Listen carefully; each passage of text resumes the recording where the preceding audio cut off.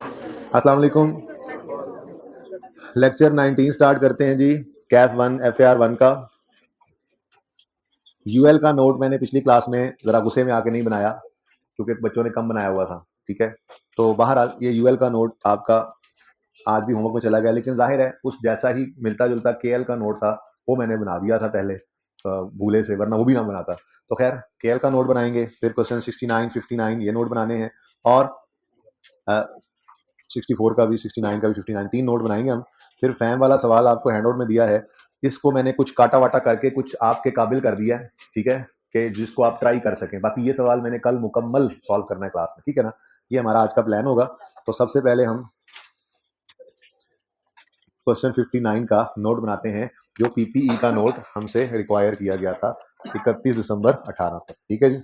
अच्छा देखें जी, मैंने आपसे ये कहा था कि सबसे पहला काम आपने क्या किया करना है, आपने ये फॉर्मेट बना लेना, ठीक है। ये फॉर्मेट में कुछ मुश्किल बात नहीं है, कल वाला फॉर्मेट ही है, ठीक है। नई चीज जो एंड में पड़ी थी वो मैं मिटा के दोबारा लिख देता हूँ जी। मैंने आपको कहा था एसेट के अकाउंट के अंदर अगर कॉस्ट मॉडल है तो चार नॉर्मल चीजें होती हैं। कौन कौन सी? Opening, addition, disposal, closing.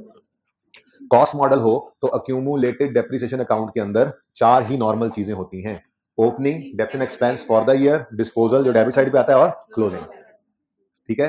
Hybrid वालों आवाज तस्वीर सही है? ये हाइब्रिड 2 के अंदर, हाइब्रिड 2 के अंदर कोई प्रॉब्लम तो नहीं आ रही? तस्वीर आ रही है सही? जरा चेक कराएं यार जाके, ये उनसे पूछे कोई मसला है तो उसको हल कर लें प्लीज काइंडली। अच्छा जी, चार चार नॉर्मल चीजें कब? जब कॉस्ट मॉडल हो। फिर मैंने आपसे कहा था अगर रीवैल्यूएशन मॉडल यूज हो रहा हो, अगर रीवैल्यूएशन मॉडल यूज हो रहा हो तो एसेट के अकाउंट के अंदर दो नई चीजें आ जाती हैं, एक ट्रांसफर और दूसरा सरप्लस या लॉस की रिकॉर्डिंग। वही जो दो काम हम रीवैल्यूएशन के दिन करते थे, ठीक है, और एक्सप्रेशन के अंदर वही ट्रांसफर वाला दूसरा इम्पैक्ट आ जाता है, ठीक है। तो फिर नोट मुकम्मल हुआ था हमारा ट्रांसफर और रीवैल्यूएशन एसेट अकाउंट वाली साइड पे आ गया। एसेट अकाउंट के सेक्शन में आ गया था। ये ग्रॉस कैरिंग अमाउंट क्या है? ये एसेट अकाउंट है। एसेट अकाउंट को स्टेटमेंट फॉर्म में यहां बना रहे हैं, और एक्यूमुलेशन जो है इसके अंदर सिर्फ ट्रांसफर। और फिर ये तीन चीजें मैंने कहा था। अच्छा, क्लोजिंग और क्लोजिंग को नेट करें तो बुक वैल्यू आती है, और ये तीन चीजें मैंने कहा था आपने लिख लिया करनी है हर जो है वो नोट के अंदर, ठीक है। अब ये मैक्सिमम चीजें हैं जो इस पीपीई के नोट के अंदर आ सकती हैं, इससे ऊपर कुछ भी नहीं है। यानी अगर मैं यहाँ पे 10 सवाल भी करूं पीपीई के नोट वाले, तो वो 10 के 10 सवाल इस फॉर्मेट के अंदर, मतलब लाइन आइटम्स यही रहेंगे, पड़ जाएंगे। हाँ, ये हो सकता है कि यहाँ पे चूंकि एक ही एसिड के लिए है, मल्टीपल एसिड्स के लिए आए तो मल्टीपल कॉलम्स आ सकते हैं, बस बात समझ रहे हैं। तो ये मैक्सिमम है। तो जब भी पीपीई का नोट आपने बनाना है पर्चे के अंदर, सबसे पहले आपने ये फॉर्मेट बनाना है। इस फॉर्मेट के अंदर क्या है जी?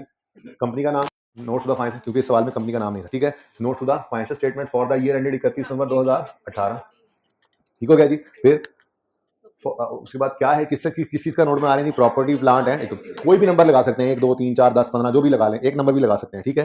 तो प्रॉपर्टी, प्लांट, इक्विपमेंट का नोट है। फिर ग्रॉस कैरिंग अमाउंट यानी एसेट का account, opening, addition, disposal, transfer, revaluation और क्लोजिंग। एक्यूमुलेटिव में ओपनिंग, ट्रांसफर, डेप्रिसिएशन, डिस्पोजल और क्लोजिंग, इन दोनों का नेट बुक वैल्यू। इसके बाहर कोई और लाइन आइटम नहीं होगा, ये मैक्सिमम, ठीक है। ये पहले बना लेंगे ना तो चाहे सवाल के अंदर, हाँ जी पॉज करें जी। अच्छा जी, तो मैं ये अर्ज कर रहा था कि ये फॉर्मेट जब आप बना लेंगे उसके बाद सवाल देखें सारे का सारा आपको आता हो, ये जरा मुमकिनात में से नहीं है, ठीक है ना। हर सवाल में एक आधी एडजस्टमेंट ऐसी जरूर होती है जिसकी आपको समझ नहीं हो, जो उससे पहले कभी नहीं आई होती। उससे तो हमें कोई सरोकार भी नहीं होता। हमारा तो मकसद है जो 70-80% सवाल हमें आता है वो सही हो। हर सवाल 60-70 बल्कि 70 से 80% तक हर सवाल आपको आता होता है, वो कर सकते हैं आप, ठीक है। तो जो एक एडजस्टमेंट मुश्किल होती है उसका तो हिसाब वही है, लग गई तो रोजी, ना लगी तो रोजा, ठीक है ना। वो हो जाए पर्चे में तो अल्हम्दुलिल्लाह, ना भी हो तो हमें कोई उसकी टेंशन लेने की जरूरत नहीं है। वो 70% हर सवाल सही करते जाओ, सारे सवाल 70% सही कर लो आप, तो आप पास हो, ठीक है ना। तो ये मैं कहना चाह रहा हूं कि ये फॉर्मेट बन जाए तो आपका 60-70% सवाल, इस नोट का जो सवाल के मार्क्स हैं वो 60-70% कहीं नहीं गए। एक एवरेज बच्चा भी उनको ले सकता है। तो सबसे पहला काम क्या करेंगे? ये फॉर्मेट बनाएंगे, ठीक है। अब उसका फायदा ये होता है कि जो फिगर्स जरूरी होती हैं, ठीक है, वो एक एक करके मिलती जाती हैं। जो मिल जाएंगी यहां पहुंच जाएंगी, उसके मार्क्स हमें मिल जाएंगे। जो फिगर नहीं मिलेगी, गलत पहुंचेगी, उसके मार्क्स कट जाएंगे, कोई मसला नहीं। मैक्सिमम मार्क्स यहां से आप स्कोर कर सकते हैं। यहां तक को मसला? अच्छा, अब अगली बात, सबसे अहम बात, नोट किस साल का बना रहे हैं? 31 दिसंबर 18 का। इसमें ओपनिंग बैलेंस किस दिन का होगा? यकम जनवरी 18 का एसेट अकाउंट का भी और एक्यूमुलेटेड डेप्रिसिएशन अकाउंट का भी। ठीक है, अब ये ओपनिंग बैलेंस निकालना है तो कभी भी यकम जनवरी 18 पे खड़े होकर आपने नहीं निकालना। इसके लिए आप क्या करेंगे, एक कदम पीछे जाएंगे, रात 12 बजे से पीछे जाएंगे तो 31 दिसंबर 17 आ जाएगा, ऐसे ही है ना। तो आपने हमेशा ये ओपनिंग निकालने के लिए आपने क्या करना है, आपने यकम जनवरी 18 पे कभी भी नहीं निकालना, उससे बड़ी गलतियां होंगी। मुझे पता है इस सवाल के लेजर्स आपने बनाए हुए थे तो उससे देख के आपने नोट बनाया है ना, कितने बच्चों ने लेजर से देख के नोट बनाया। मैं आपको अब ट्रेन इस पे करूंगा कि हम वर्किंग से डायरेक्ट नोट बनाए। क्यों? क्योंकि पर्चे के अंदर उसने अगर नोट मांग लिया तो क्या पहले जर्नल एंट्रीज करके फिर लेजर्स बना के फिर नोट बनाएंगे? तो फिर तो हम शायद एक सवाल करेंगे और अगले 2 सवाल का टाइम भी इसमें चला जाएगा। तो नोट बनाना अगर रिक्वायर्ड हो तो वर्किंग से डायरेक्ट बनाना सीख लें। तो जब डायरेक्ट बनाने की कोशिश करेंगे तो जो बच्चा यकम जनवरी 18 पे खड़े होकर ओपनिंग निकालेगा वो इसमें बहुत ज्यादा चांसेस हैं कि गलती कर देगा, गलत फिगर्स उठाएगा। ठीक है, तो हमेशा पक्का उसूल जिंदगी का बना लें कि आपने यकम जनवरी 18 पे अगर ओपनिंग बैलेंस निकालना है तो कभी भी उस दिन खड़े होकर नहीं निकालेंगे, बल्कि एक दिन पीछे आए। पिछले साल का क्लोजिंग क्या है जी, 31 दिसंबर 17। इस पे आके ये आप खड़े हैं, इस पे आगे खड़े होते हैं। ठीक है जी, ये आप खड़े 31 17 के ऊपर। ठीक है, यहां खड़े होकर आपने क्लोजिंग बैलेंसेस निकालने हैं। क्या निकालने हैं जी? जो क्लोजिंग बैलेंसेस निकालेंगे आप वो ये इस साल के क्लोजिंग जब अगले साल के ओपनिंग बन जाएंगे। ठीक है, अब क्लोजिंग बैलेंसेस निकालने हैं आपने एसेट अकाउंट के और एक्यूमुलेटेड डेप्रिसिएशन अकाउंट। ठीक है, आप क्या करेंगे, आप सबसे पहले क्वेश्चन एक रेज करेंगे। कोई साथ नोट ना करे, मैं बाद में टाइम दे दूंगा। ठीक है, सबसे पहले क्वेश्चन रेज करेंगे। वो क्वेश्चन क्या है, मैंने पिछली क्लास में पूछा अंग्रेजी में लिखूं या उर्दू में, कहा उर्दू में, फिर मैंने उर्दू में लिख दिया। ठीक है, वो सवाल क्या है, हम सवाल से जाके पूछेंगे क्या ये एसेट, ये मैंने क्या लिखा है, क्या लिखा है, ये मैंने क्या लिखा है, ये मैंने क्या लिखा है, मैं पूछ रहा हूं ये मैंने क्या लिखा है, तो क्या लिखा है, ठीक है, क्या ही लिखा है, क्या ये एसेट, पकड़ना जरा भाई, एंड वाले नजर आ रहा है, ये क्या लिखा है, क्या, अच्छा जी, क्या ये एसेट 31 दिसंबर 17 या इससे पहले, ये एसेट 31 दिसंबर 17 जिस डेट पे मैं खड़ा हूं, ठीक है, ये एसेट 31 दिसंबर 17 या उससे पहले कभी रीवैल्यू हुआ, कभी रीवैल्यू हुआ है। अच्छा, अब इसके दो पॉसिबल आंसर्स हुआ करेंगे, या तो ये इस डेट से पहले, इस डेट को ऐसे पहले कभी रीवैल्यू हुआ करेगा या नहीं। ठीक है, अब ये सवाल पूछने के बाद मैं एसेट अकाउंट और मैं क्लोजिंग बैलेंसेस किसके निकालना चाह रहा हूं, एसेट और एक्यूमुलेटेड डेप्रिसिएशन। तो अगर मैं एसेट अकाउंट की बात करूं तो सवाल क्या पूछा मैंने अभी, क्या ये एसेट 31 दिसंबर 17 या उससे पहले कभी रीवैल्यू हुआ है। अब अगर तो इसका जवाब है नो, नहीं, तो फिर सोच के बताओ एसेट अकाउंट में क्या पड़ा होगा। आपको याद हो या ना हो, मैंने लिखा हुआ है इस सवाल में। कॉस्ट कितनी थी एसेट की, 500, यकम जनवरी 12 पे, 12 और 13 में ये रीवैल्यू नहीं हुआ था। फिर यकम जनवरी 14 वाले साल में पहले दिन एसेट रीवैल्यू कितना हो गया था, 800। ये लेजर पहले भी आपके सामने ऐसे आया था, मैंने ऐसे करके लिखा था, रखा था, और मैंने बोला था ये देखो कलर भी लिखे हैं, कलर भी लगे हैं अलग अलग के। 12 और 13 में एसेट रीवैल्यू नहीं हुआ तो एसेट अकाउंट में क्या नजर आ रहा है, कॉस्ट। और जब एसेट रीवैल्यू हो गया तो एसेट अकाउंट में क्या नजर आने लग गया, रीवैल्यूड अमाउंट। लेटेस्ट अगले में अगली नजर आने लग जाती है। ठीक है ना, यानी अगर एसेट कभी रीवैल्यू हुआ होगा तो एसेट अकाउंट में क्या पड़ी होगी, रीवैल्यूड अमाउंट, और अगर कभी रीवैल्यू नहीं हुआ होगा तो क्या पड़ी होगी, कॉस्ट। ठीक है ना, तो ये सवाल मैं कह रहा था आपको, सबसे पहले हम क्या करेंगे, क्लोजिंग बैलेंस निकालने के लिए ये सवाल रेज करेंगे, क्या ये एसेट 31 दिसंबर जिस दिन खड़े 31 दिसंबर 17 या उससे पहले कभी रीवैल्यू हुआ है। अगर इसका आंसर होगा नो तो फिर एसेट अकाउंट में क्या पड़ा होगा, कॉस्ट। ठीक है, और अगर इस सवाल का जवाब होगा यस, यानी हाँ, क्या होगा जी करते हैं, बदतमीजी ना करें, हाँ जी जी जी, इस सवाल का जवाब, पिछली क्लास में मैंने हाँ लिखा था, फिर बच्चों ने कहा सर अच्छा नहीं लगता, अच्छे बच्चे हैं ना वो लोग, ठीक है, तो उन्होंने कहा सर जी कर दें, हम कैसे कहें आपको हाँ। तो क्या ये एसेट 17 उससे पहले कभी रीवैल्यू हुआ, अगर इसका जवाब है नो, नहीं, तो फिर एसेट अकाउंट में क्या पड़ा होगा, कॉस्ट। और अगर ये इसका जवाब है यस, जी, तो फिर रीवैल्यूड अमाउंट नहीं, लेटेस्ट रीवैल्यूड अमाउंट। ठीक हो गया जी। अब ये सवाल का जवाब ढूंढने के लिए हम सवाल के पास जाया करेंगे। ये सवाल सामने आ गया, ठीक है, हमने क्या पूछा सवाल, भाई क्या ये एसेट 31 दिसंबर 17 या उससे पहले कभी रीवैल्यू हुआ है, सवाल ने कहा यस, इज, है, रीवैल्यूएशन है, 31 दिसंबर 17 या उससे पहले ये कब रीवैल्यू हुआ है, यकम जनवरी 16 पर। तो फिर एसेट अकाउंट में क्या पड़ा होगा? यकम जनवरी 16 वाली रीवैल्यूड अमाउंट यानी 250। ठीक है, कितने बच्चों ने यही निकाल ली? कितनों से गलती हुई और उन्होंने 600 निकाली? वो हाथ खड़ा करें। 600। कितने बच्चों ने ओपनिंग 600 निकाला था? अच्छा सर, हमने तो वर्किंग से डायरेक्ट किया ही नहीं, हमने तो लेजर से बनाया था, इसलिए ये गलती नहीं हुई। कोई बात नहीं, अगला सवाल आ रहा है ना, उसमें करेंगे गलती आप लोग। ठीक है, क्योंकि उसमें आपने लेजर्स मौजूद नहीं होने तो डायरेक्ट की कोशिश की होनी है। या चलें, आप लोगों ने लेजर बना बना के किए, अच्छा आपने प्रैक्टिस कर ली, लेकिन अब लेजर्स की मोहताजी नहीं। लेजर्स कहेगा सवाल में लेजर बनाएंगे, अगर वो नोट कहते तो क्या हम वर्किंग से डायरेक्ट नहीं बनाएंगे, हम पहले लेजर बनाने बैठ जाएंगे? तो मैं आपको सिखा क्या रहा हूं, देखें, वर्किंग इज अ मस्ट। आपने जर्नल एंट्रीज करनी हो, वर्किंग जरूरी है। आपने लेजर्स बनाने हैं, वर्किंग जरूरी है। आपने नोट बनाना है, वर्किंग जरूरी है। ठीक है ना, तो वर्किंग इज अ मस्ट। अब वर्किंग तो लाजमी करनी है, ठीक है ना। अगर सारे काम डायरेक्ट, देखो मैंने लेजर्स बनाए, वर्किंग तो आसानी से हो जाते, ठीक है। जर्नल एंट्रीज आसानी से हो जाती थी, हमने जर्नल एंट्रीज बगैर लेजर के देखे डायरेक्ट वर्किंग से करने की कोशिश की थी। मैंने बहुत कुछ सिखाया था, इसी की बुनियाद बना देते। आज हम क्या सीख रहे हैं? नोट को ही डायरेक्ट वर्किंग से बना लिया करेंगे। ठीक है, तो बड़ा अहम सवाल है ये, क्या क्या ये एसेट 31 दिसंबर 17, बल्कि पहली बात दोबारा रिवाइज करके आए, नोट किस साल का बना रहे हैं? 31 दिसंबर 18 का।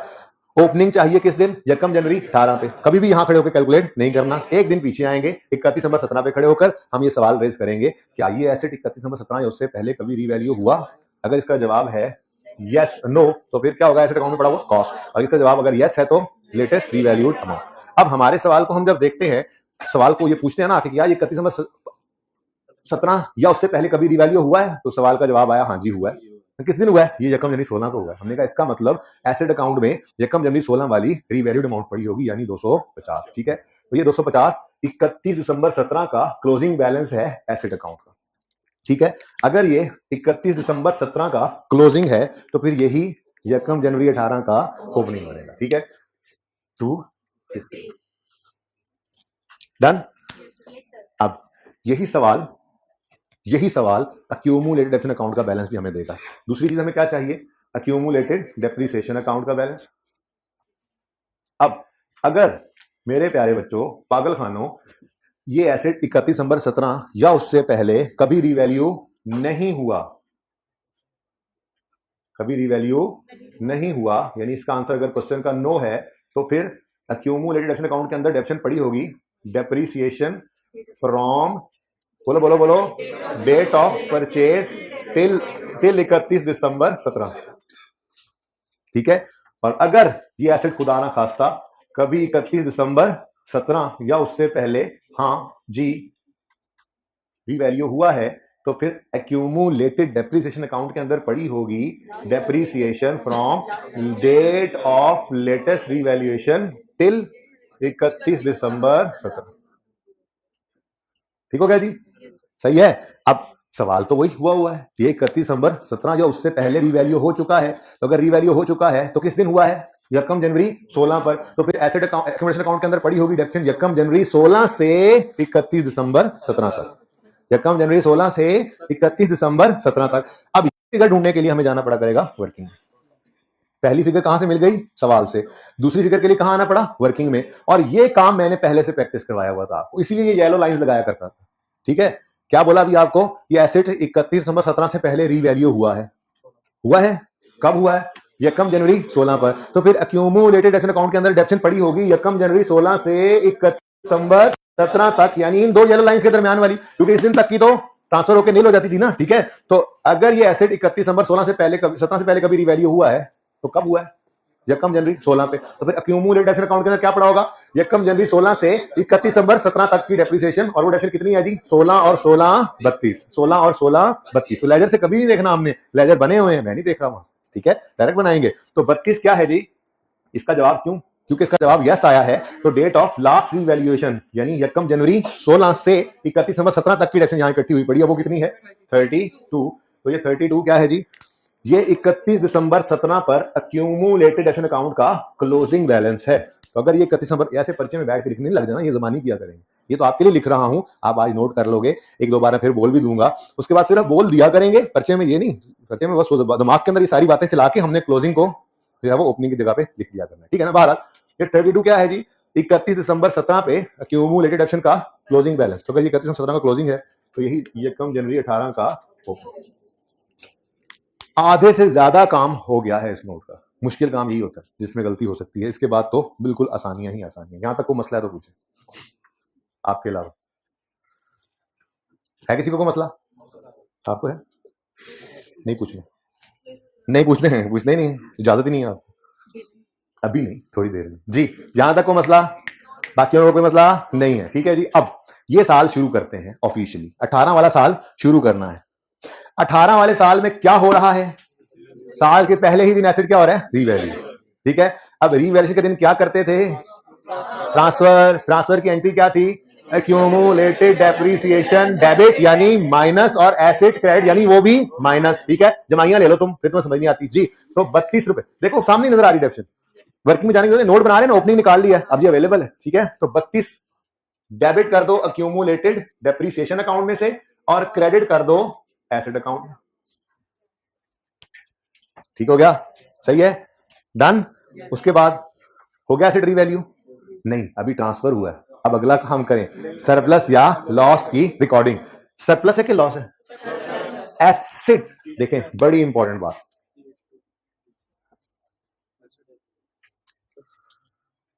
ये एसेट अकाउंट है, ठीक है।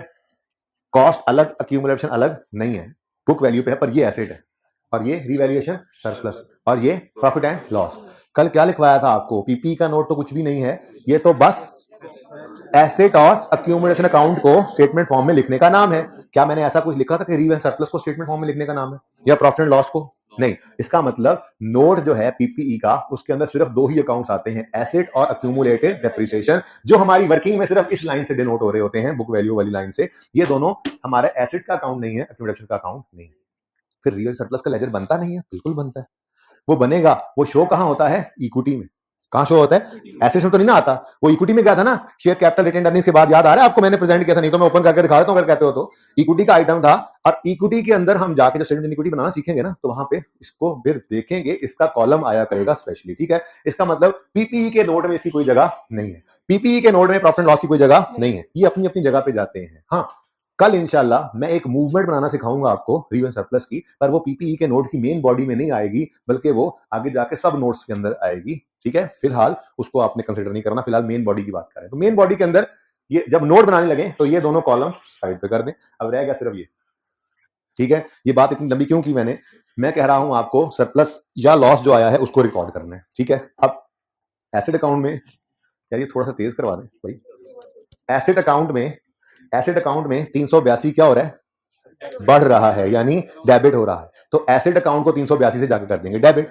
अब क्रेडिट मेरी बला से रिवन सरप्लस हो रहा है, मेरी बला से प्रॉफिट एंड लॉस हो रहा है, जाए भाड़ में, हमें इससे क्या। हम इस वक्त इंटरेस्टेड हैं पीपीई का नोट बनाने में, छोड़ दो मोबाइल को, हम इस वक्त इंटरेस्टेड हैं पीपीई का नोट बनाने में। तो पीपीई का नोट जो है उसमें सिर्फ एसेट और एक्यूमुलेशन आते हैं, और वो हमारे इस कॉलम में पड़े हुए हैं नेट होकर। तो इसका मतलब एसेट अकाउंट ने 382 से क्या होना है? डेबिट। क्रेडिट किधर होना है? फिलहाल मैं इसमें इंटरेस्टेड नहीं हूं, मेरा पीपीई का नोट इसके बगैर भी पूरा हो जाएगा, मेन बॉडी नोट की, ठीक है। तो फिर पहला काम क्या किया हमने? ट्रांसफर। क्या काम किया जी? पहला transfer, accumulated debit asset credit. Next step क्या है जी? सरप्लस या लॉस की रिकॉर्डिंग है। क्या आ रहा है? सरप्लस या लॉस? बस एसेट के कॉलम में 382 क्या हो रहा है? ऐड यानी डेबिट, तो यहां पे आकर लिख दो 382, ठीक है जी। और ये लो जी, बस क्रेडिट कहां हुआ? हमें इससे क्या। रीवैल्यूएशन सरप्लस लॉस लिखने की भी जरूरत नहीं है, पॉजिटिव आ रहा है तो मतलब सरप्लस है, ठीक है। ये पॉजिटिव लिखा है ना मैंने 382, अगर लॉस होता तो मैं माइनस लिख देता, ठीक है। एसिड क्या हो रहा है? डेबिट, बढ़ रहा है, तो यहाँ पे बढ़ने वाली चीज पॉजिटिव से नजर आएगी, ठीक है। तो पॉजिटिव 382, ये हो गया acid debit, done. Surplus credit हुआ, प्रॉफिट लॉस हुआ, हमें उससे कोई लेना देना नहीं है। तो और इसको पक्का करते हैं। जैसे मिसाल के तौर पर मैं 14 वाले साल का नोट बना रहा होता, 14 वाले साल में पहले ट्रांसफर की एंट्री करता और फिर सरप्लस लॉस की रिकॉर्डिंग करने लगता, तो एसेट में क्या आ रहा है? 350 का सरप्लस, तो ये एसेट अकाउंट में क्या करता? डेबिट। क्रेडिट इधर मर्जी होना है, इस वक्त हमें उससे कोई इंटरेस्ट नहीं है। सरप्लस रिवन सरप्लस के अकाउंट में जाना है, वही बनाना सीखेंगे, लेकिन फिलहाल पीपी के नोट के अंदर इसकी कोई जगह नहीं है, मेन नोट के अंदर, ओके। ऐसे ही मिसाल के तौर पर 16 का नोट बना रहा होता, तो ये कम 16 पे खड़े होकर मैं पहले ट्रांसफर करता, और फिर सरप्लस लॉस की रिकॉर्डिंग करनी होती, तो सरप्लस है लॉस है, लॉस। एसेट का अकाउंट क्या करता? 462 से माइनस डेबिट जिधर मर्जी होना है, ये क्रेडिट लिख देना था, डेबिट जहां मर्जी होना है, पीपीई के नोट के अंदर मुझे उससे कोई कंसर्न नहीं है, ठीक है। बात समझे हो? ठीक है, चलो ये बात समझ आ गई है। अब यकम दिनी 16 पे आपने क्या किया? ट्रांसफर और सरप्लस है लॉस की रिकॉर्डिंग, डन हो गई रिवैल्यूएशन। अब ये एंड पे आए, क्या करना है? 18 का साल चल रहा है ना जी, क्या है जी? 43 की डेप्रीसिएशन। एंट्री क्या होती है? Depreciation expense debit accumulated डेप्शन। अब डेप्शन एक्सपेंस कहां डेबिट होता है? प्रॉफिट एंड लॉस में। डेप्शन एक्सपेंस कहां डेबिट होता है? प्रॉफिट एंड लॉस में। उसका दूसरा इंपैक्ट अक्यूमुलेटेड डेप्शन में क्रेडिट होता है। ये दूसरा इंपैक्ट हमने यहां पे दिखाना होता है, ठीक है ना? डेप्शन एक्सपेंस प्रॉफिट एंड लॉस में डेबिट और अक्यूमुलेटेड डेप्रीसिएशन, ये 43 डेप्शन एक्सपेंस 43 था ना? बोलो सवाल में कोई एडिशन है जी? कोई डिस्पोजल? अब इधर देखो क्लोजिंग, ये निशानी है। अगर आपका एसेट वाला section latest revalued amount show कर रहा है तो ये निशानी है अकल वालों के लिए कि आपका सवाल सही है। यही कहा था ना हमने, अगर रीवैल्यूएशन मॉडल हो तो एसेट अकाउंट क्या शो करता है? लेटेस्ट रीवैल्यूड अमाउंट कर रहा है जो, ठीक है। और क्या आता है जिसका आंसर? 43। अब अगर 43 है तो ये 43 सिर्फ क्यों है?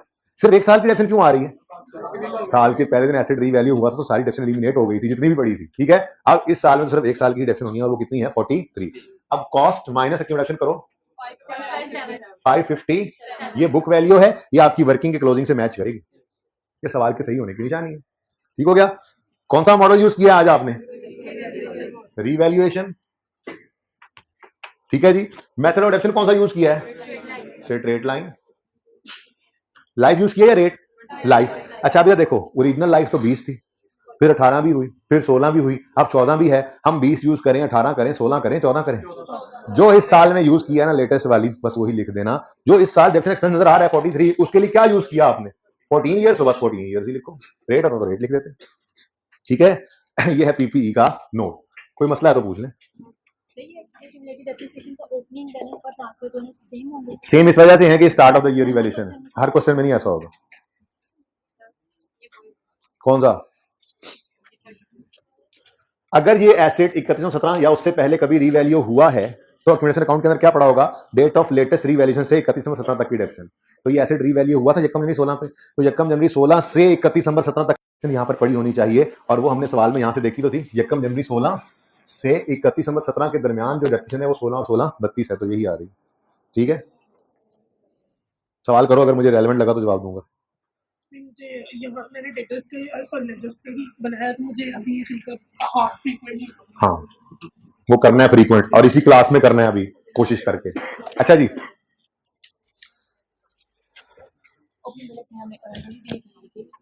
ओपनिंग डब्ल्यूडीवी, ओपनिंग कॉस्ट और ओपनिंग ऑब्जेक्शन को नेट करें तो ओपनिंग डब्ल्यूडीवी आ जाती है। लिखना चाहें तो लिख लें, लेकिन जरूरत नहीं। ओपनिंग क्या लिख देते हैं? नहीं नहीं नहीं नहीं, एसेट अकाउंट अलग है, एक्यूमुलेशन अलग है। कैसे कह सकते हैं आप ये बात? एसेट अकाउंट अलग से कॉस्ट शो कर रहा है, रिवैल्यू अमाउंट शो कर रहा है, डेप्शन अलग पड़ी हुई है। वो तो सिर्फ हमने ट्रांसफर करके इस दिन रिवैल्यू करना था, रिवैल्यू करने के बाद दोबारा से वो अलग ही पड़ा है, डेप्शन अलग ही पड़ी हुई है। तो हमने अलग अलग बनाए हुए। बुक वैल्यू पे तो नहीं बनाना कभी भी, बुक वैल्यू पे लेके जाना है और फिर फौरी तौर पे रिवैल्यू करके उसको रिवैल्यू अमाउंट पे रख लेना है, डेप्शन फिर अलग है। अच्छा जी सुने, ये ट्रांसफर है और ये डेप्रीसिएशन है। मैंने कल फॉर्मेट में भी ऐसा ही किया और आज पहले सवाल में भी ऐसा ही किया कि ओपनिंग के बाद पहले ट्रांसफर लिखा फिर डेप्रीसिएशन। क्या हमेशा ऐसे ही करना है? स्टैंडर्ड में कोई मान्यता नहीं है, आप तरतीब जो मर्जी कर लें। ओपनिंग के बाद आप ट्रांसफर लिख लें, फिर रिवर्जन लिख लें, फिर एडिशन लिख लें, फिर डिस्पोजल, कोई मसला नहीं है। आप ओपनिंग के बाद पहले एडिशन लिख लें, फिर डिस्पोजल लिख लें, फिर ट्रांसफर, कोई मान्यता नहीं है, कोई तरतीब जरूरी नहीं है। लेकिन आप लोगों के लिए एक छोटी सी टिप है, एक जुगाड़ है, एक फायदे की चीज है जिससे आपको थोड़ा आसानी हो जाया करेगी सवालों में। वो जुगाड़ अपने पास लिख लें, यहाँ पे स्टार लगाएं और सफे के टॉप पे आप लिखें एक जुमला कि अगर start of the year revaluation हुआ करेगी, अगर revaluation start of the year होगी, अगर revaluation start of the year होगी तो एक्यूमुलेटेड डेप्शन एक्डेप, तो एक्डेप एक्यूमुलेटेड डेप्शन पूरा ना लिखना, टाइम बचेगा। अगर start of the year revaluation होगी तो एक्यूमुलेटेड डेप्रीसिएशन वाले सेक्शन में, इसकी बात करूं तो एक्यूमुलेटेड डेप्रीसिएशन वाले सेक्शन में ओपनिंग के बाद पहले ट्रांसफर फिर डेप्रीसिएशन लिखना। तो एक्यूमुलेटेड डेप्रीसिएशन वाले सेक्शन में पहले ट्रांसफर फिर डेप्रीसिएशन लिखना।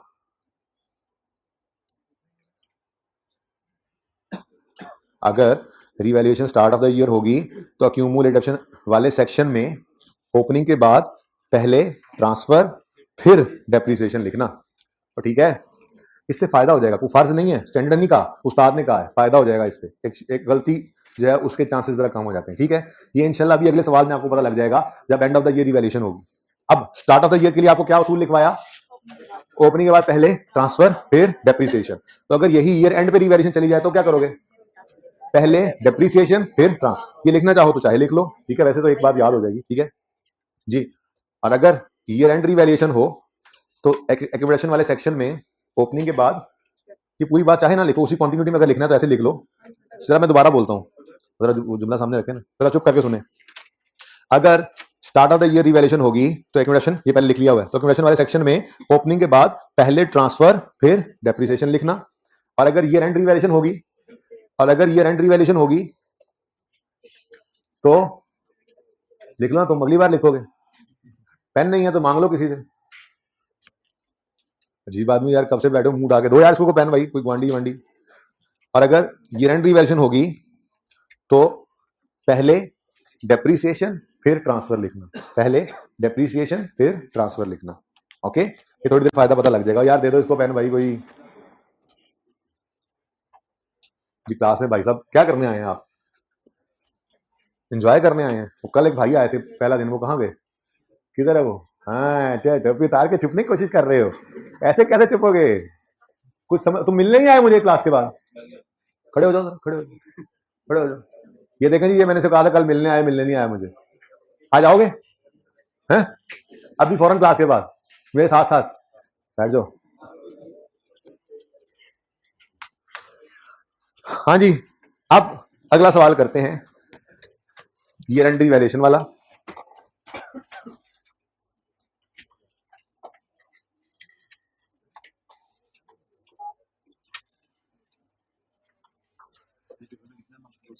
अठारह नंबर तक तो आ जाता है, 18 से 20 भी हो जाते हैं।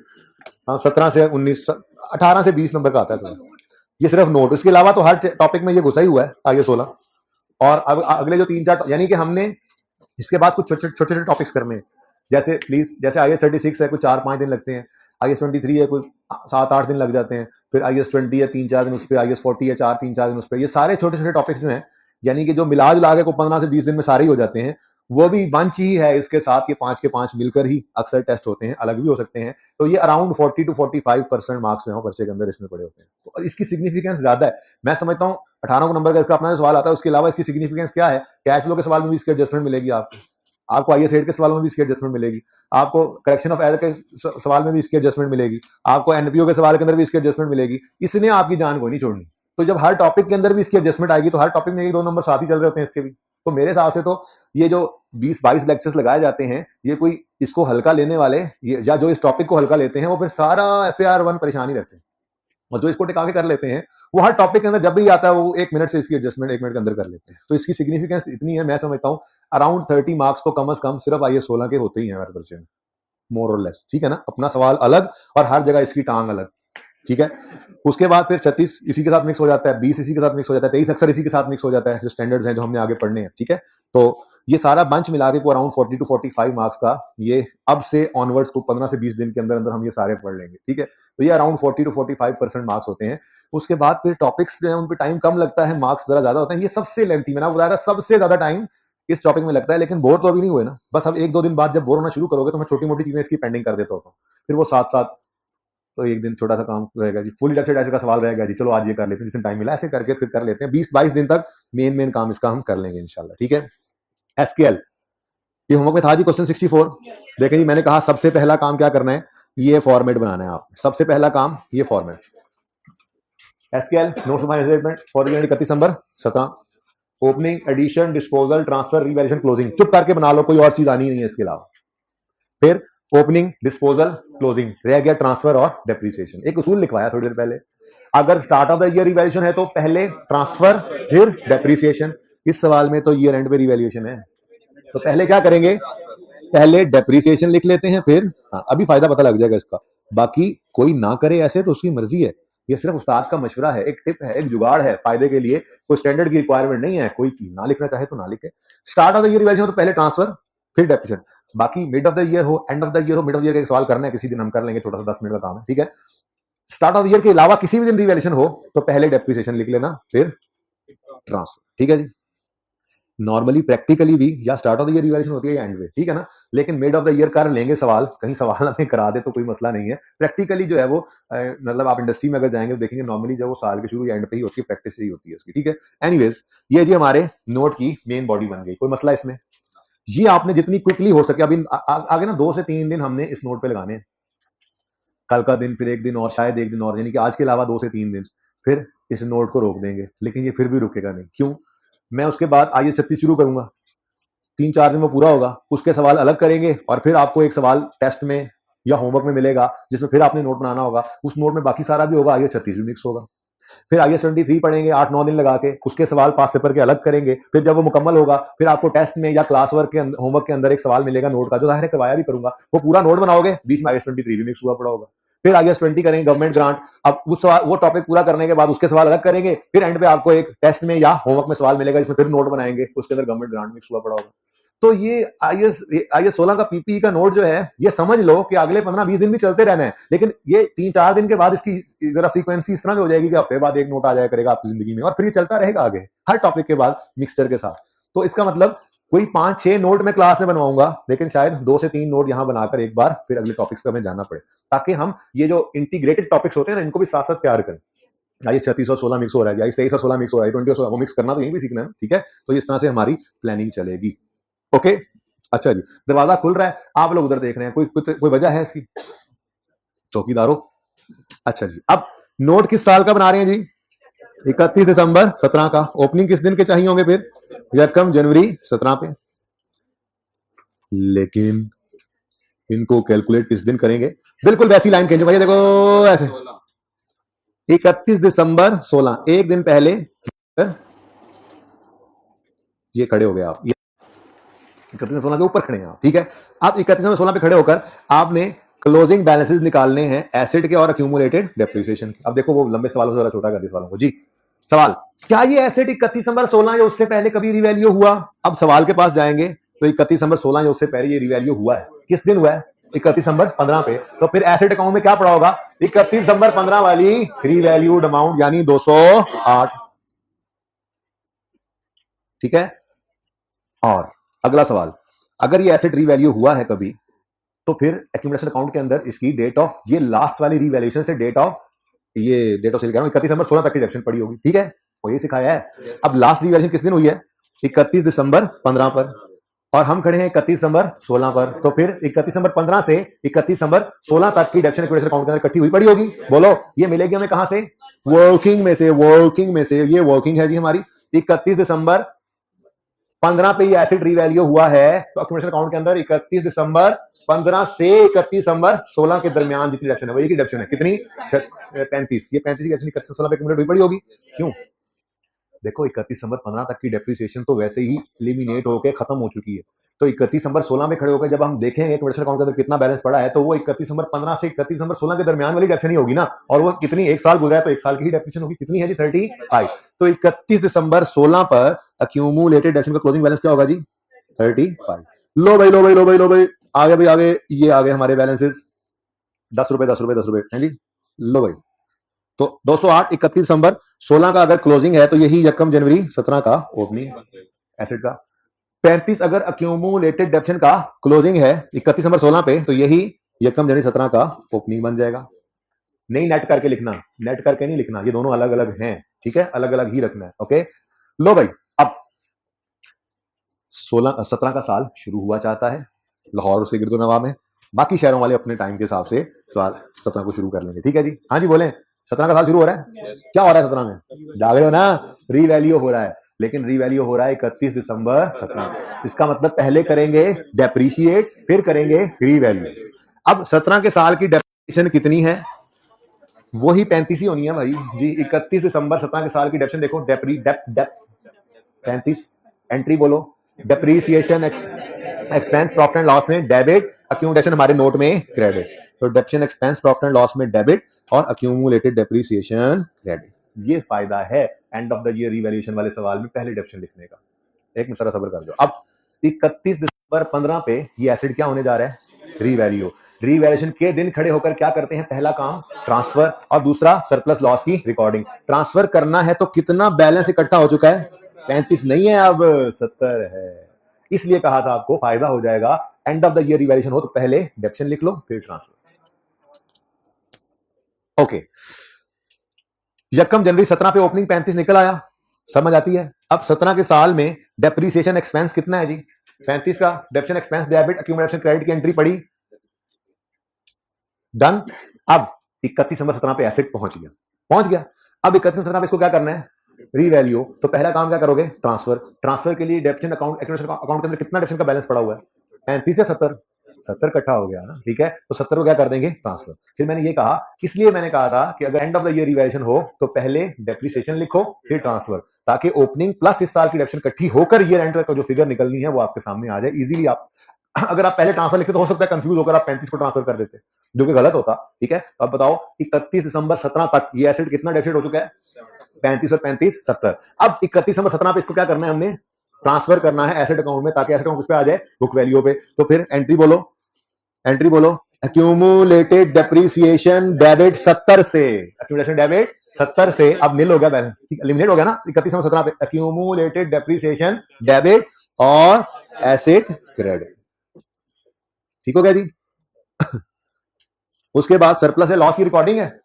हाँ भाई बोलो, सरप्लस है कि लॉस है? सरप्लस है। 29 से एसेट का अकाउंट क्या हो रहा है? Asset building. 29 से क्या हो रहा है? डेबिट क्रेडिट, मेरी बुला से जहां मर्जी जाता रहे, मुझे उससे क्या, ठीक है। तो 29 से एसेट को कर दो डेबिट, डन। कोई एडिशन है जी? कोई डिस्पोजल? बोलो जी क्लोजिंग। ये 167 यहीं से बता देगा आपको, सवाल सही है। ये देखो, ठीक है। 17 की लेटेस्ट रिवॉर्ड अमाउंट क्या है? 167। एसेट अकाउंट भी वही शो कर रहा है 167, ठीक है। डिस्पोजल तो कोई है नहीं, और एक्यूमुलेशन का बैलेंस कितना आ रहा है? ये क्यों हो गया? ईयर एंड रीवैल्यूएशन हो तो क्लोजिंग बैलेंस जीरो आता है। जिस दिन आपने घर पे लेजर बनाया था तो अगले दिन मैंने आके ये कहा था, काबिल जिक्र बात हुई होगी, एक्यूमुलेशन का बैलेंस रीवैल्यूएशन वाले साल में जीरो आ रहा होता है। क्यों? क्योंकि साल के एंड पे रीवैल्यूएशन होती है, ठीक है। तो फिर क्लोजिंग भी कितना बनेगा? 160, जीरो नहीं 160, बुक वैल्यू 167, और ये वर्किंग से मैच भी कर रहा है, देखिए, ठीक है, समझे हो? ओके जी बेटा, आपका क्वेश्चन।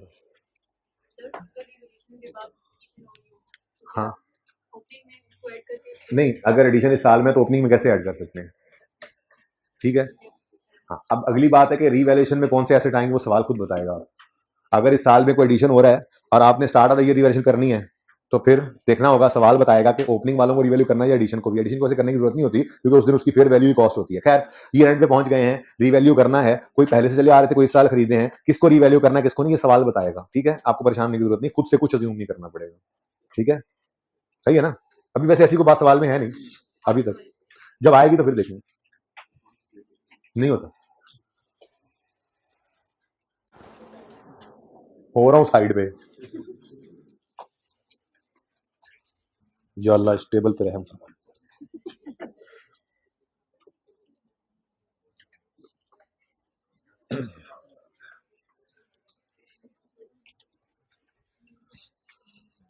अच्छा जी, इधर देखें, ये ईयर एंड रिवैल्यूएशन है, कोई नहीं, उसूल सेम ही रहे हैं, सिर्फ फर्क ये पड़ा है इस साल में, साल के आखिर में जो रिवैल्यूएशन हुई है तो एक्यूमुलेशन का बैलेंस क्या आ रहा है? जीरो। और हमने सिर्फ एक चेंज किया, ओपनिंग के बाद पहले डेप्शन लिखा फिर ट्रांसफर, बाकी तो सब वैसे ही किया।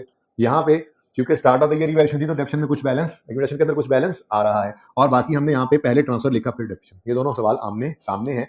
आमिर भाई पहले इधर एक फ्रेम लगाएं और 5 सेकंड बाद फिर उस तरफ भी यही फ्रेम लगा लें। यहां तक कोई मसला तो नहीं है? अभी उधर नहीं गए आप जी? बोले जी। अच्छा बच्चों, सही कह रहे हैं भाई। रुपीस सवाल के अंदर देखे बताओ, मिलियन है, बड़ी चोरी फड़ी वैसे मेरी। रुपीस इन कम करा लिया मेरे को, है तुम, ये भी मिलियन में है, इसके ऊपर खुद लिख लो।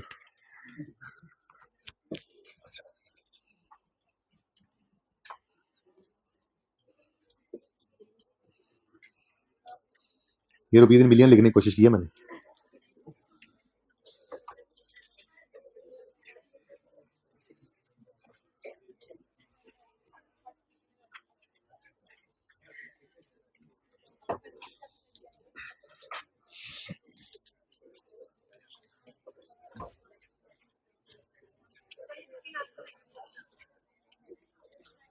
जी इन दोनों सवालों में कोई क्वेश्चन है तो पूछें, इन दोनों सवालों में कोई सवाल है तो पूछें।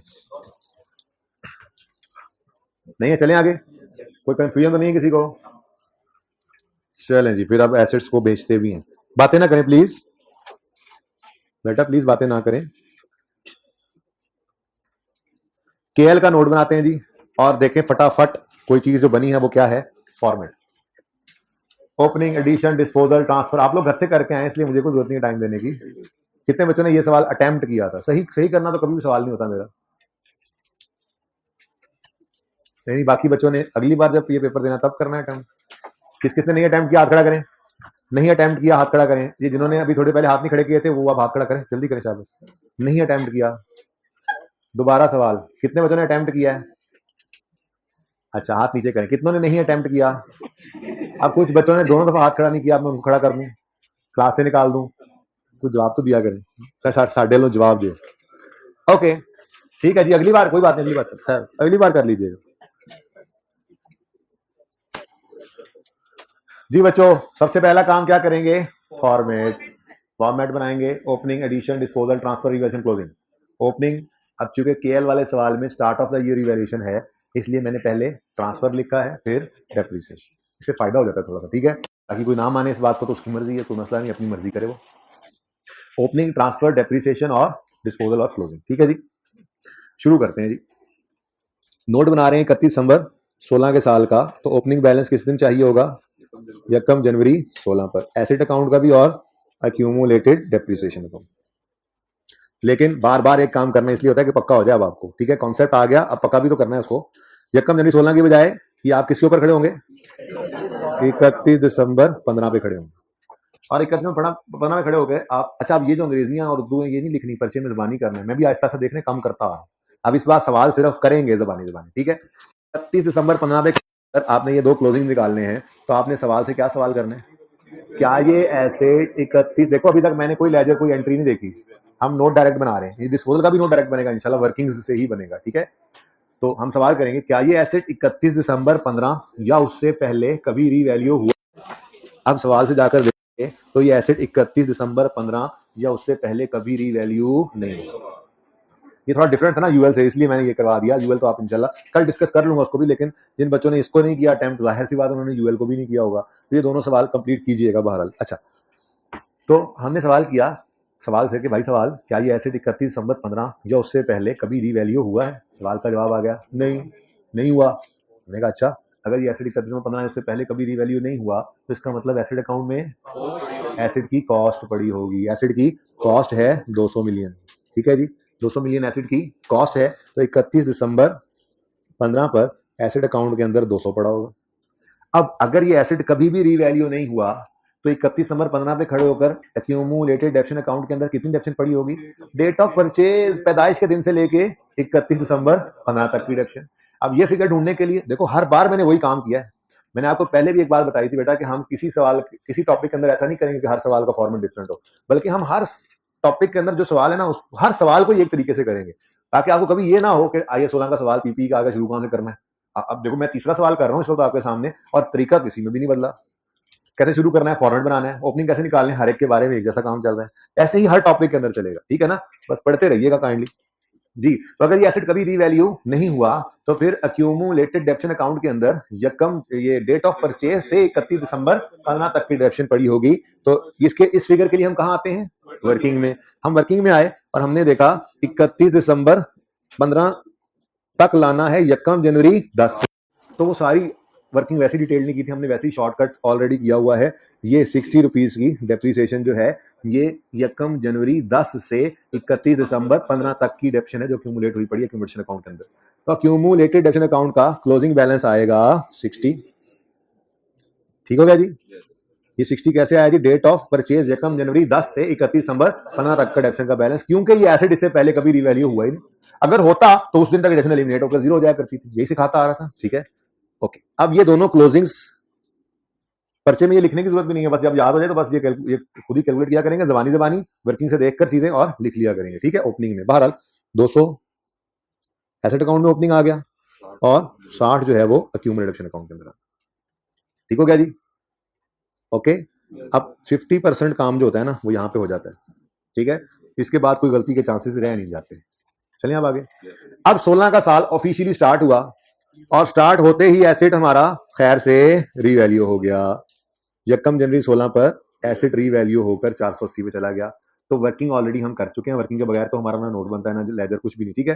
तो वर्किंग में आए, यकम जनवरी 16 पे एसेट रीवैल्यू करना है, तो एसेट अकाउंट के अंदर सबसे पहले क्या करना है हमने, ट्रांसफर। अब यकम जनवरी 16 पर ट्रांसफर की एंट्री करने के लिए अगर नोट बना रहे हो तो ऑलरेडी ओपनिंग निकाला हुआ है, इधर से देखने की जरूरत भी नहीं, वैसे 60 ही है, लेकिन आपका नोट ही बता रहा है कि डेट ऑफ रीवैल्यूएशन अगर यकम जनवरी 16 है तो यकम जनवरी 16 पे अक्यूमुलेटेड एसेट का बैलेंस कितना पड़ा, 60। सही है ना, समझ आ रही है सबको। तो 60 से अक्यूमुलेटेड डेप्रिसिएशन डेबिट करो और 60 से एसेट अकाउंट को क्रेडिट करो। हो गया जी ट्रांसफर। उसके बाद सरप्लस या लॉस की रिकॉर्डिंग है। सरप्लस है कि लॉस है, सरप्लस है कि लॉस है, सरप्लस है। 340 का सरप्लस आया, डेबिट हो रहा है एसेट अकाउंट में, क्रेडिट जहां मर्जी हो, फिलहाल इंटरेस्टेड नहीं, हम वक्त आने पे इसका इंटरेस्ट भी शो कर देंगे जी। तो कितने से जी, 340 से एसेट हो गया, ठीक हो गया। अभी इसको फाइनल ना करो क्योंकि आज डिस्पोजल है, माना एडिशन नहीं है बट डिस्पोजल तो है, ठीक है, अभी रुक जाए। खैर यहां तक कोई मसला है तो बताएं। यहां तक तो नॉर्मल सवाल था, बस करते क्या थे पिछले 2 सवालों की तरह, सिर्फ इस साल के डेफिनेट एक्सपेंस को डालते थे और क्लोजिंग निकल आते थे, लेकिन आज डिस्पोजल भी है, ठीक है। अब मैंने आपसे अर्ज किया कि अगर हम पीपीई का नोट बना रहे हो तो हमें इंटरेस्ट होता है सिर्फ इस कॉलम के साथ, ऐसे ही है, सही है, सरप्लस और प्रॉफिट एंड लॉस से कोई सरोकार नहीं, ठीक है। अच्छा, अब सबसे पहले इस 5 रुपए की एंट्री करवाएं, 5 रुपए की एंट्री करवाएं। 5 रुपए की एंट्री क्या है, मैं एंट्रीज देखना भी नहीं पसंद कर रहा, मुझे पता है कि ये एंट्रीज पड़ी हैं, आप 1 मिनट में देख लेंगे, नहीं, लेकिन नहीं, लेजर से या एंट्री से नोट बनाया तो क्या बनाया है, हम बनाएंगे वर्किंग से डायरेक्ट इस नोट, ठीक है। ओके जी, 5 रुपए की entry, depreciation expense profit and loss में डेबिट और अक्यूमुलेटेड डेप्रीसिएशन क्रेडिट, डन हो गया।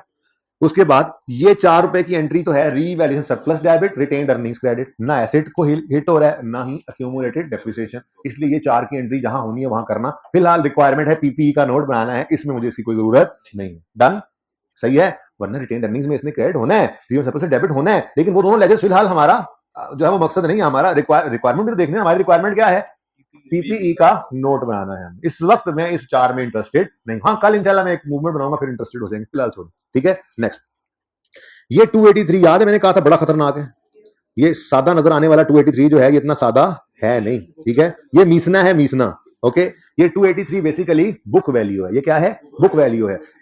इस वर्किंग में तो ये बुक वैल्यू ही आएगी, लेकिन हमारे पास एंट्री थोड़ी सी ऐसे देख लेते हैं, ऐसे थोड़ी देर के लिए, जरा पहली दफा है ना, ये देखो, ये 288 से एसेट अकाउंट में से 288 माइनस क्रेडिट होना है, रीवैल्यूड अमाउंट, और एक्विजिशन अकाउंट में से 5 डेबिट होना है, वही वर्किंग के अंदर नेट होकर 283 आ रहा है ना, ठीक है। लेकिन हमने एंट्रीज नहीं देखा करनी।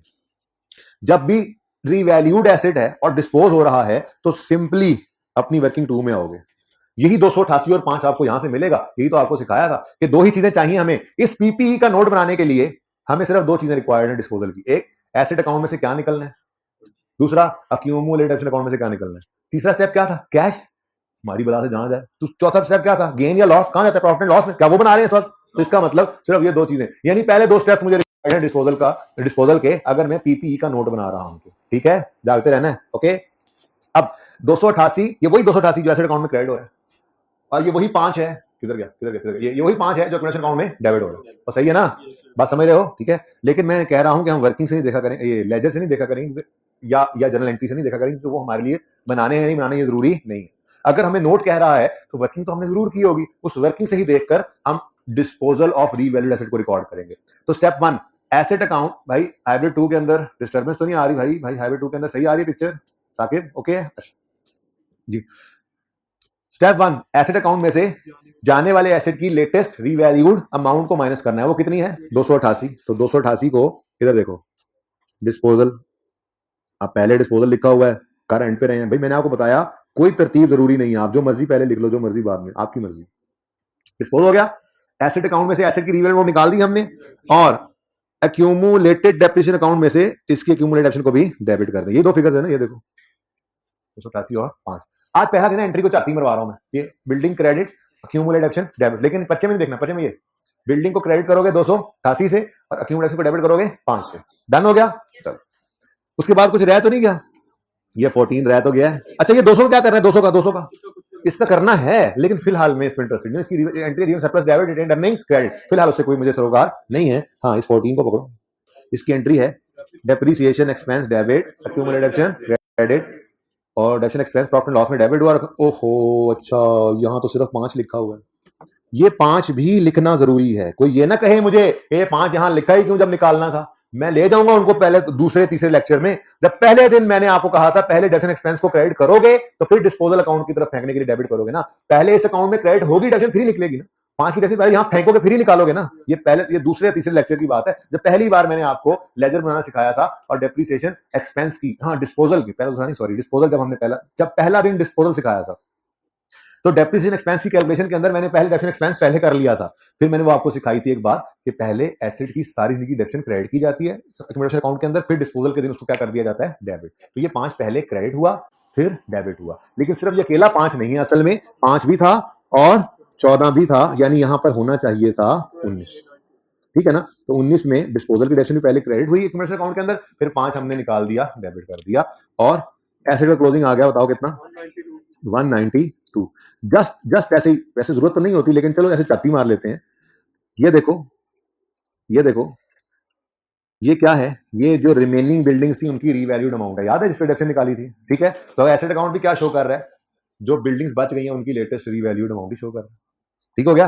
अच्छा जी, इसका क्लोजिंग बता दें, 14। अब 192 में से 14 को माइनस करें तो 178, ये हमारी वर्किंग से भी मैच कर रहा है, 178। ठीक है जी।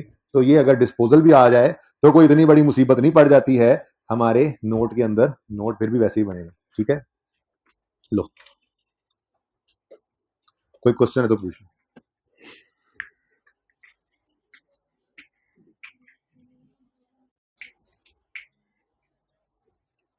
क्वेश्चन है कोई, क्वेश्चन है तुम्हारा?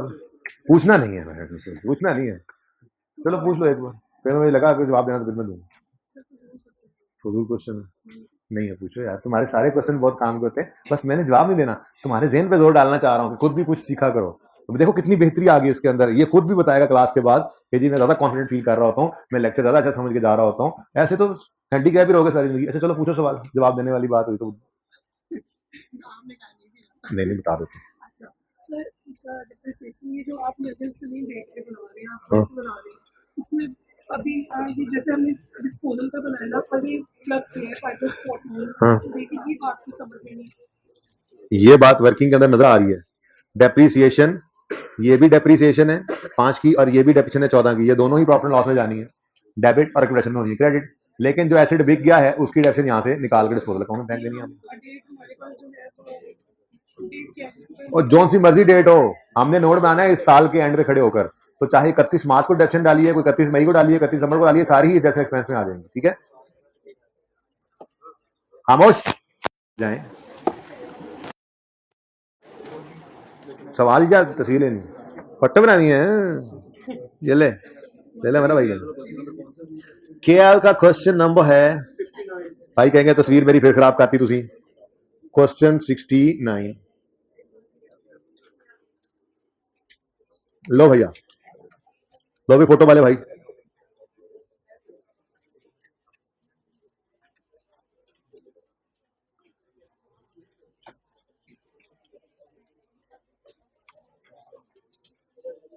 एंजॉइंग पीपी का नोट, अब आज आप बना के लाएंगे पीपी का एक एग्जाम लेवल का नोट घर से, फिर कल वो मैं बनवाऊंगा। हैंड आउट्स अपने आप ओपन कर लें, सफा साफ ऐसे करके। भाई यूएल वाला सवाल का नोट आप घर पे बना लेना, ओके, कल मैं बना दूंगा।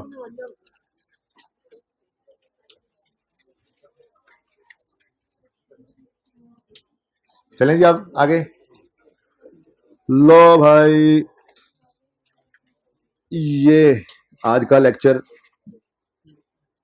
इसमें मैंने यूएल का नहीं बनाया नोट, बाकी केएल का बन गया, 59 का बन गया, 64 का बन गया। और अब देखें मैंने क्या लिखा हुआ है, 0.5 पे क्या लिखा हुआ है, ऊपर क्या लिखा हुआ था, प्रिपेयर्ड वैसे लिखना था मैंने, प्रिपेयर्ड नोट, प्रिपेयर हो गए नोट्स। ठीक है जी, सॉल्व नहीं लिखा, मैंने लिखा स्टार्टेड सॉल्विंग। मैं थोड़ी सी बात करूंगा, फिर आप घर पे सॉल्व करेंगे, उसके बाद फिर कल मैं इंशाल्लाह लेक्चर में लिख के आऊंगा सॉल्व्ड फैम वाला सवाल। ठीक है जी, आई के क्वेश्चन बैंक का क्वेश्चन है जी ये, और एक अच्छा एग्जाम लेवल का सवाल है ये ऐसा सवाल है जो आपको IAS 16 के नोट का फॉर्मेट अच्छे तरीके से समझा देता है। बाकी फिर एडजस्टमेंट तो जितना गुड़ डालते जाए उतना मीठा होता जाने वाला साग होता है, पर एडजस्टमेंट तो मुश्किल से मुश्किल भी आती जाए।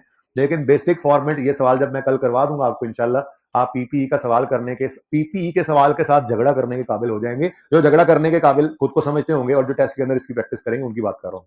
और जो जिंदगी पहली बार जाके आईकेएफ के अंदर पहली बार झगड़ा करने की कोशिश करेंगे तो उनके पल्ले कुछ नहीं होता, ठीक है ना जी। अच्छा, सवाल की रिक्वायरमेंट पढ़े।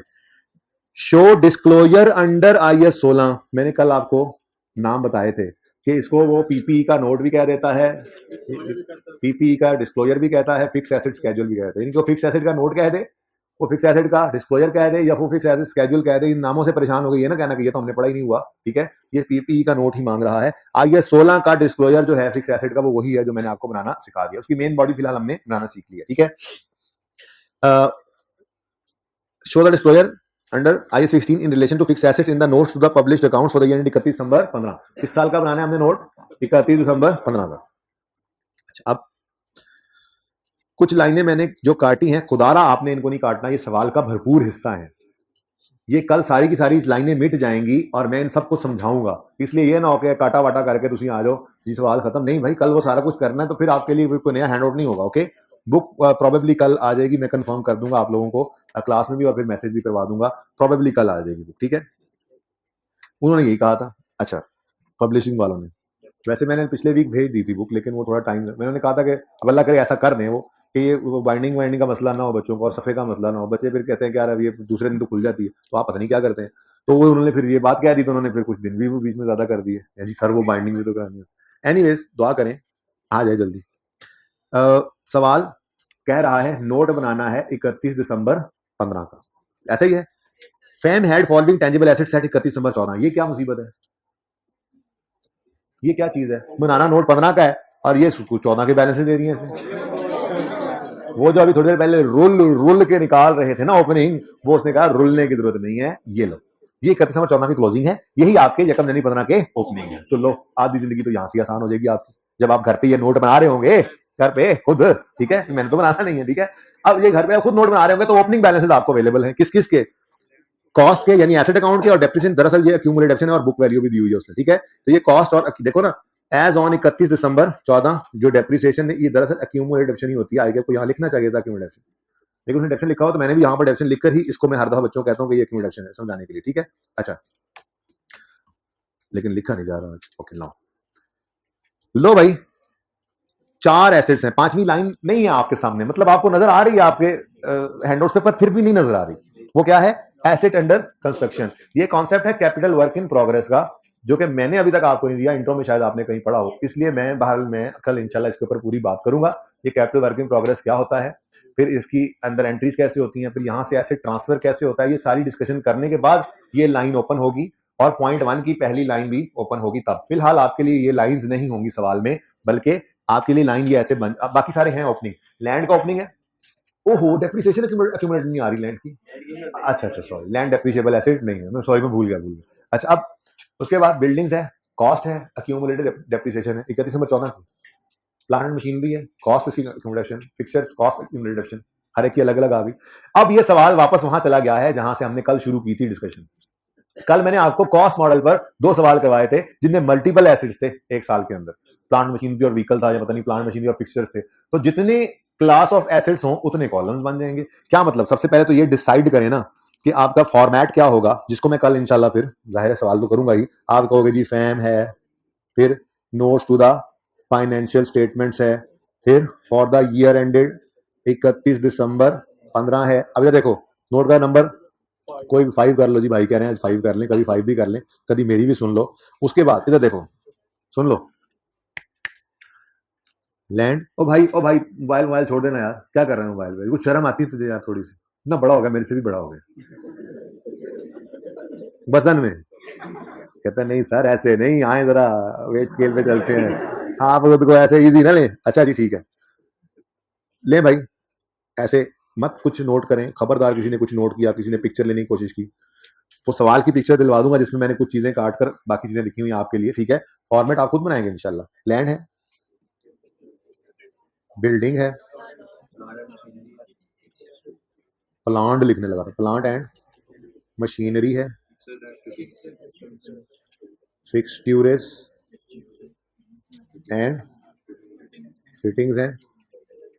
और चूंकि सवाल ने नहीं कहा कि ना बनाओ, इसलिए बनाओ टोटल का कॉलम। वैसे आमतौर पे आजकल के सवालों में क्या देता है, total column is not required, comparative is not required and total is not, यानी कि 15 में खड़े हो सिर्फ 15 का नोट बना दो, 14 का नाम बनाना। कभी कह देता है कंपैरेटिव बनाओ, कभी कहता है रहने दो, ठीक है। टोटल कॉलम के बारे में कभी खामोश हो जाता है, कभी कह देता है मत बनाओ। खामोश तो बनाना है, और कह दे टोटल कॉलम नहीं बना तो फिर पागल थोड़ी ही बनाएंगे, ठीक है। एक तो ये फॉर्मेट ध्यान में आ गया आपके। उसके बाद यह देखो, ये क्या है जी, क्लोजिंग तक, फिर एक्यूमुलेशन क्लोजिंग तक, और फिर बुक वैल्यू। इसके नीचे आप जिन एसेट्स में कॉस्ट मॉडल होगा उसके नीचे कॉस्ट मॉडल लिखोगे, जिसके रिवर्स मॉडल यूज होगा उसके नीचे रिवर्स मॉडल लिख लोगे, ठीक है ना। ये फॉर्मेट होना है आपके इस सवाल का जो आपने घर पे ट्राई करना है, ठीक है ना। ये फॉर्मेट बताया आपको, ठीक है। चेक किया फॉर्मेट, सुभान अल्लाह। सवाल पढ़ते हैं। अब ये पहला इतना लंबा डब्बा तो सिर्फ ओपनिंग बैलेंसेस के लिए था, ठीक है।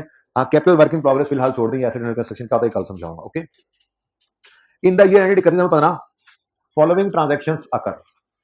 अब पहली लाइन चूंकि कैपिटल वर्किंग प्रोग्रेस से रिलेट करती है, इसलिए वो आपने नहीं देखनी, ठीक है। आपके लिए ये लाइन इतनी सी है, अब बिल्डिंग कॉस्टिंग 100 इज एडिशन, बस मैंने खुद ही कर दिया जी, ठीक है ना। क्या है जी, एक 100,000 का एडिशन है। मतलब आपका जो कॉलम, बल्कि यहीं पर आपका जो कॉलम होगा बिल्डिंग का, इस बिल्डिंग कॉलम में यहाँ पे ओपनिंग एडिशन की जगह पे क्या आएगा, 1,00,000, 100,000, ठीक है ना। ये नेक्स्ट अगली लाइन तो वैसे मैंने काट दी है, लेकिन चलो आप इंट्रो में पढ़ के तो आए हो, बहरहाल कल डिस्कशन करके एंट्रीज करके कंक्लूड करके ही जान छोड़ूंगा इसकी। फिलहाल तो इतना सा मुझे बता दो, अगर आप कोई एसेट खरीदने से पहले, अभी एसेट ना आया हो, एडवांस पे कर दें, एडवांस, तो क्या एंट्री पास करते हैं, advance for asset debit cash credit. Asset तो नहीं डेबिट करते, आपने एक व्हीकल खरीदना है, अभी वो व्हीकल आया नहीं, आपने एडवांस पे कर दिया, तो आप एंट्री क्या करोगे, vehicle debit cash credit, advance for vehicle debit cash credit. जब तक व्हीकल आ नहीं जाता तब तक डेबिट नहीं होगा, व्हीकल जब तक डेबिट नहीं होगा, ठीक है ना। तो एडवांस करंट, चुप कर जाओ, एडवांस करंट एसेट्स के अंदर आपका नजर आएगा जब तक आपका फिक्स एसेट आ नहीं जाता। अब इस एडजस्टमेंट के अंदर भी उन्होंने लिखा हुआ है, जो मैंने काट दिया फिलहाल आज के लिए, ठीक है। पढ़ लें, कल फिर बात भी करेंगे। A deposit of BC is paid for a new computer system which is undelivered at the year end. Year and तक वो डिलीवर नहीं हुआ तो फिर एडवांस ही है ना। तो पीपीई के नोट के अंदर तो इसमें नजर नहीं आना, ठीक है। क्यों, क्योंकि पीपीई के अंदर तो अगर ये कंप्यूटर आ गया होता तो हम उसको डेबिट कर लेते, नहीं आया तो अब इसका कुछ भी नहीं करना, ओके। तो इसको इग्नोर करना था, मैंने इग्नोर कर दिया आप लोगों के लिए। Next, addition to plant R 1,54,000। Plant वाले कॉलम में सिंपल एडिशन, वो आधी फिगर भी सही लिख के आ गए ना आप, जो होनी है, यकीन मानो भी आपकी जीत है, मेरी भी जीत है। अभी मैंने नोट बनवाया ही नहीं आपको, पहली बार जिंदगी में आप खुद बनाने लगे हैं नोट, है कमाल कर देंगे आप। एडिशन टू फिक्सचर, इसको काट दिया मैंने लाइन को, ये कल डिस्कस कर लूंगा ना। एडिशन टू फिक्सचर आर 40,000, तो फिक्सचर के कॉलम के अंदर एडिशन कितना होगा, 40। फॉलोइंग एसेट्स आर सोल्ड, लो इसमें भी कुछ नहीं करना।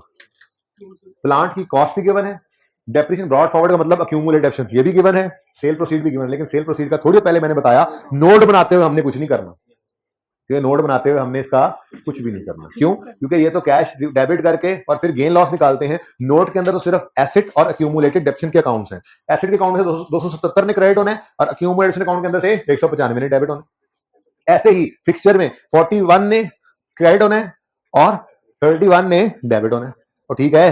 अच्छा, जो कुछ पढ़ रखा है ना पहले दिन से आखिरी दिन तक सब आएगा इंशाल्लाह। जैसे डेप्शन एक्सपेंस की कैलकुलेशन करोगे तो ऑन ओपनिंग एक्सक्लूडिंग डिस्पोजल करना पड़ेगा, कोई स्ट्रेट लाइन होगा, कोई रिड्यूसिंग बैलेंस होगा, ये सारे काम आपने करने हैं इंशाल्लाह, करके आएंगे। मैंने तो कल सवाल कराना ही है, पर आप उम्मीद है करके आएंगे। आधी फिगर भी सही होगी तो यकीन माने मैं खुश हो जाऊंगा जी। डिस्पोजल है तो डिस्पोजल में ही आएंगे।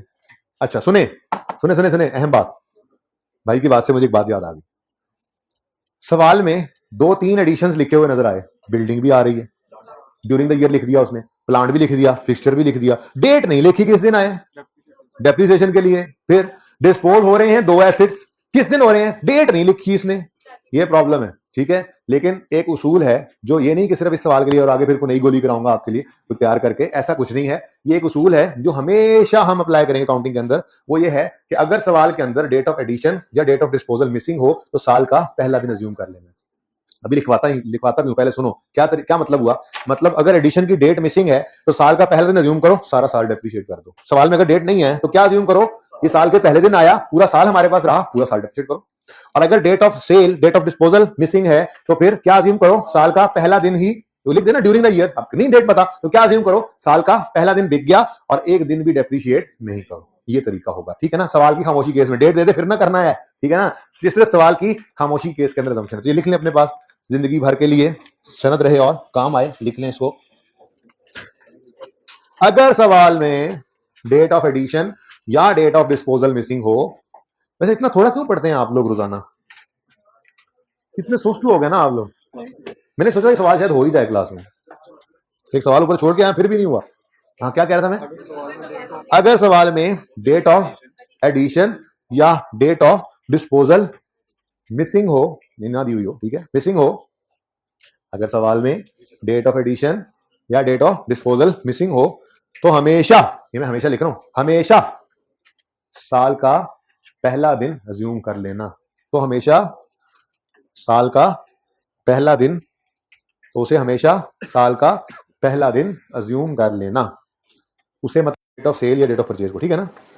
अगर सवाल जी, किसने बोला रिपीट करने नहीं करता, जाओ किसने कहा रिपीट कर, किसने कहा ठीक है, 5 रुपए अलग लगेंगे इसके, ठीक है। हाँ भाई लिखो लिखो लिखो लिखो, मेरे चांद लिखो, 10 बार रिपीट करा लो, लिखो डेट ऑफ सॉरी, अगर सवाल में डेट ऑफ परचेज या डेट ऑफ सेल मिसिंग हो तो हमेशा साल का पहला दिन अज्यूम कर लेना, ठीक है, याद रहेगा। चलो आगे बढ़ते हैं। पॉइंट 6 और point 7, land and building were revalued on January 15, हमारे साल के पहले दिन एसेट क्या हो रहा है, revalue, start of the year revaluation है। तो फिर फॉर्मेट बनाते हुए ओपनिंग के बाद पहले डेप्रिसिएशन ना, है ना, है ना, है ना? पहले ट्रांसफर फिर डेप्रिसिएशन, ठीक है, पहले ट्रांसफर फिर डेप्रिसिएशन, इससे फायदा होगा। अगली बात, land and building were revalued to 1500, इसका क्या मतलब है, ये 1500 क्या है, रीवैल्यूड अमाउंट है, फेयर वैल्यू है, यानी वो कह रहे हैं लैंड और बिल्डिंग 1500 पर चला गया। अब मसला यह, ऊपर लैंड अलग है बिल्डिंग अलग है, उसने यहां पे भी अलग कर दिया, टेंशन ना लो। कहते हैं 1500 इसकी रीवैल्यू, लैंड एंड बिल्डिंग की रीवैल्यू कितनी है जी, 1500, of which land is worth 900। तो अगर 900 लैंड है तो फिर 600 क्या होगा, लैंड और बिल्डिंग अगर 1500 है तो फिर उसमें से 900 लैंड है तो फिर बाकी बिल्डिंग ही हुआ ना, ठीक है। अब इन दोनों को अलग अलग रखना है, वैसे भी मैंने कॉलम अलग अलग रखे हुए हैं। लैंड अगर रीवैल्यू हो, शदीद आसान, लेकिन वर्किंग करनी है आपने तरतीब से, जैसे वर्किंग सिखाई हुई है, date, description, asset, reason, surplus, profit and loss. ये ओपन करोगे, एसेट की जगह लैंड लिख दोगे, फिर उसको वर्किंग कोशिश करोगे यकम जनवरी 15 पर रीवैल्यू करने की, स्टार्ट तो करोगे ना, 31 दिसंबर 14 यकम जनवरी 15 पर वैल्यू गिवन है, उससे स्टार्ट करोगे, फिर रीवैल्यू वगैरह करोगे। ऐसे ही बिल्डिंग के साथ करोगे, ठीक है ना। वो वर्किंग करने के बाद वही काम जो आज सारा दिन लगा के किया वो करोगे, इंशाल्लाह लैंड और बिल्डिंग भी रीवैल्यू हो जाएंगे, इंशाल्लाह हो जाएंगे, नहीं तो कल आना ही है आप। लेकिन सबसे अहम बात वो लाइन है जो मैं पिटता रहा था कि बड़ी इंपॉर्टेंट लाइन है, आप ध्यान नहीं देते थे, जरा देखो आज आ गई ना। पास्ट पेपर में भी ऐसी लिखी होती है लाइन, अभी तो क्वेश्चन बैंक के सवाल में आई ना, पास्ट पेपर में भी ऐसी लिखी होगी। क्या, the useful economic life of building is unchanged, क्या मतलब, रिवैल्यूएशन के बावजूद हम उसे चेंज नहीं करेंगे, रिमेनिंग फिर भी निकालेंगे। अब पहली बात तो ये है कि मुझे पता हो कि असल लाइफ थी कितनी, नहीं जी। बिल्डिंग्स पॉइंट 8 में देखो क्या कह रहा है, बिल्डिंग्स 2% स्ट्रेट लाइन डेफिसिट करते हैं, प्लांट को 20% स्ट्रेट लाइन और फिक्सचर्स को 25% रिड्यूसिंग बैलेंस, ठीक है। अब 2% स्ट्रेट लाइन है और मैं अगर इससे लाइफ निकालना चाहूं तो कितने जी, यानी इसकी ओरिजिनल लाइफ कितनी है जिसके बारे में सवाल कह रहा है, ये चेंज नहीं है। अब रीवैल्यूएशन के दिन कितना अर्सा गुजर चुका है इनको खरीद, ये अगली लाइन में लिखिए, the buildings were purchase 10 years before revaluation. इसका मतलब 10 साल पहले इन्हें खरीदा था, तो फिर 50 में से 10 गए तो रिमेनिंग कितने बच गए, सॉरी 40, ठीक है। तो 40 क्या है, रिमेनिंग लाइफ, ओके डन जी। और इस सवाल में कुछ है ही नहीं, इंशाल्लाह आप ये कर लेंगे, इंशाल्लाह कर लेंगे अल्लाह ने चाहा तो, ठीक है। आज के लिए बस इतना ही। यूएल वाले सवाल का नोट बनाना है और इस सवाल का जिंदगी रही तो कल मिलेंगे। अल्लाह हाफिज, अस्सलाम वालेकुम।